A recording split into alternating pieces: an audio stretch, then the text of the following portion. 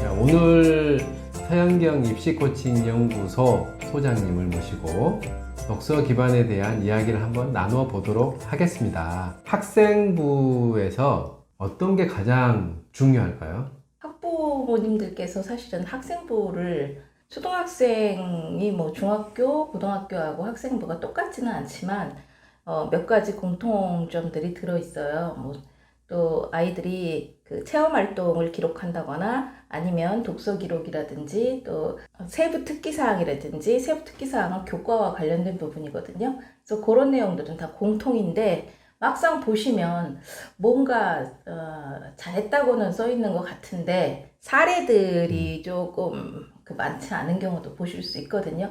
근데 선생님들께서 사실 학생부를, 그러니까 학생생활기록부 또 생활기록부를 적어주는 거는 굉장히 사실 힘든 일이긴 하거든요. 아, 네네. 왜 그럴까요? 구체적인 아이가 활동한 사례가 없이 칭찬 일변도로는 써주실 수가 없어요. 평가만 해주시기는 어렵다는 거죠. 오. 그래서 이 학생이 구체적으로 수업 시간에 이렇게 뭔가 실험을 잘했고 또 발표도 잘했고 이런 발표 내용을 했기 때문에 나는 이렇게 평가한다 이렇게 써주셔야 돼요. 그래서 좀, 자세하네요. 네, 그렇기 때문에 선생님들도 일일이 관찰을 하시려면 굉장히 힘들죠.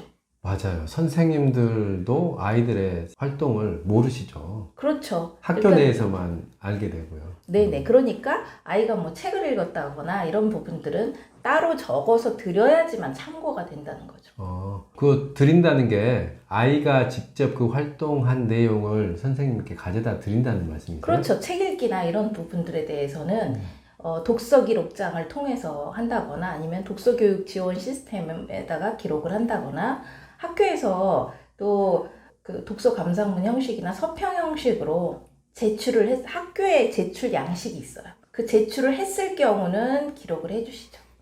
그렇다는 의미는 이게 객관적으로 증거가 돼야 된다는 그런 말씀이시네요. 그렇죠. 활동의 근거를 많이 만들어라. 저는 그렇게 얘기하는 거죠. 항상 그동안 문제는 활동의 근거가 많지 않으면서 뭔가가 많이 써지기를 바란다거나 이게 모순이죠.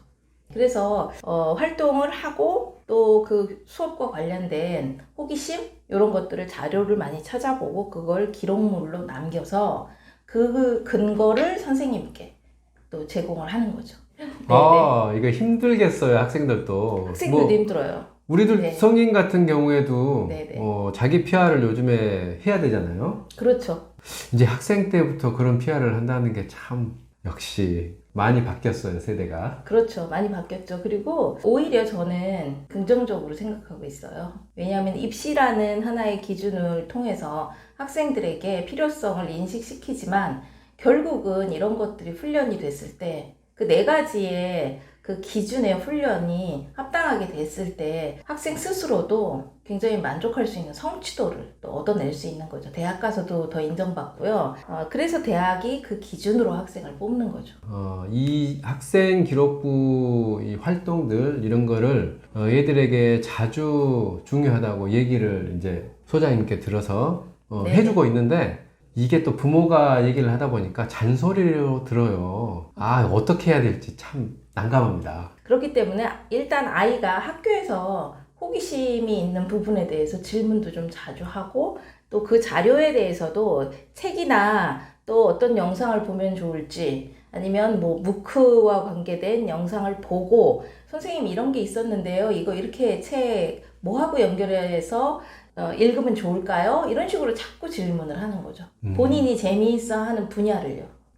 선생님께 그렇죠. 어필을 하라는 그런 얘기예요. 그렇죠. 그러면은 선생님께서 또 생활기록부를 쓰실 때 이 아이가 생각이 날 수밖에 없잖아요. 그 맞아요. 아이의 그 초롱초롱한 네, 맞아요. 눈으로 호기심을 그냥 나는 호기심을 참을래 이러는 게 아니라 호기심을 또 그렇게 선생님께 와서 질문까지 하는 학생이구나. 네네. 그럼 지적 호기심이 강하다 이렇게 판단을 하죠.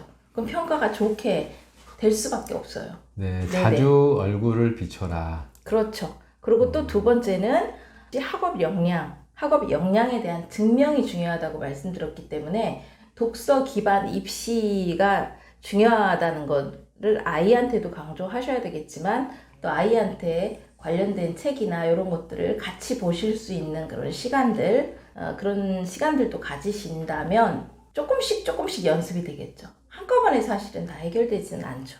구체화시켜서 학생에게 또 인식을 시키는 것도 하셨군요. 그렇죠. 그러면 수학과 관련된 그 수학 동아리인데 수학과 관련된 책은 무엇인가 찾아서 그 책에서 패턴에 대한 정보를 얻어서 수학 동아리의 과제물을 완성했다. 이렇게 하는 거죠. 와, 굉장히 좋은 팁이네요. 그렇죠.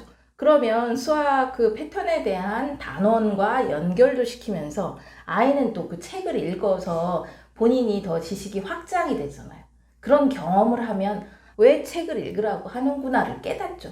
이게 계속 네. 쌓여간다면 활동 기록이 더 남을 거고 나중에 뭐 대학 입시 그렇죠. 아니면 중학생이라면 어떤 명문이라고 하는 그런 고등학교의 면접관들에게 면접을 봤을 때 엄청나게 플러스적인 그런 요소가 되겠네요. 그렇죠. 고등학교의 특목고 고등학교 면접이 좀 더 까다롭다고 보시면 돼요. 또 독서 면접, 그리고 오히려 또 그런 전공적 합성에 대한 질문도 안 할 것 같은데 고등학교 입시인데도 불구하고 전공적 합성에 대한 질문을 다 합니다. 이런 거는 부모님들이 모르시잖아요.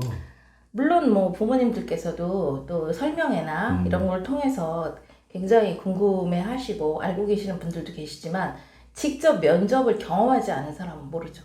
근데 그 면접 경험한 거는 학생들이잖아요. 그렇죠. 부모님이 아니라. 학생인데 이제 그 학생이 면접 준비하면서 끝나고 나서 또 다 와서 얘기를 해주죠. 뭘 준비했는데 뭐 어떤 게 나왔다 신나서 얘기해주죠. 네. 네, 그러면 아이들에게 지금 말씀해 주신 것을 참고로 해서 그런 기회를 만들어 갈 수 있도록 해야 되겠네요. 그렇죠. 부모님의 역할도 굉장히 중요하다고 생각합니다. 우리 차영경 입시 코칭 연구소의 소장님과 함께 했습니다. 감사합니다.